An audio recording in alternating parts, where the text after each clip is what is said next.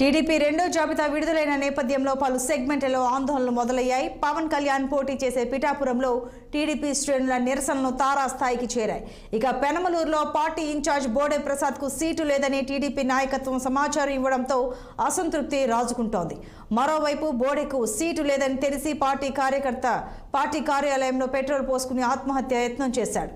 ఇక టికెట్పై ఆశలు పెంచుకున్న టీడీపీ నేత బోడే ప్రసాద్ తీవ్ర అసంతృప్తి వ్యక్తం చేస్తున్నారు.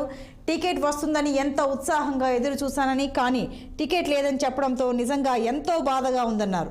టికెట్ ఇవ్వకపోవడంతో గుండె పిండేసినట్టయిందని వ్యాఖ్యానించారు. గత ఎన్నికల్లో వ్యతిరేక గాలి వల్ల జగన్పై ప్రజల్లో ఉన్న సానుభూతి కారణంగానూ ఓటమి పాలయ్యానని ఆయన వెల్లడించారు. ప్రజల్లోనే ఉంటూ సంక్షేమ కార్యక్రమాలు నిర్వహిస్తున్నానని తెలిపారు బోడే ప్రసాద్. చిలకలూరు బ్యాగ్లో జరగబోయే సభకి నియోజకవర్గంలో ఉన్న పెద్దలతో సమావేశం నిర్వహిస్తా ఉంటే మధ్యలో పార్టీ కార్యాలయం దగ్గర నుంచి నాకు ఫోన్ చేసి బాబు గారు చెప్పమన్నారు, మీకు అకామిడేట్ చేయలేకపోతున్నాం అని చెప్పి తెలియజేయడం జరిగింది.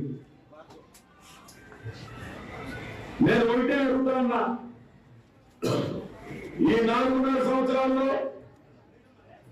నేనేమైనా తప్పు చేశానా, లేకపోతే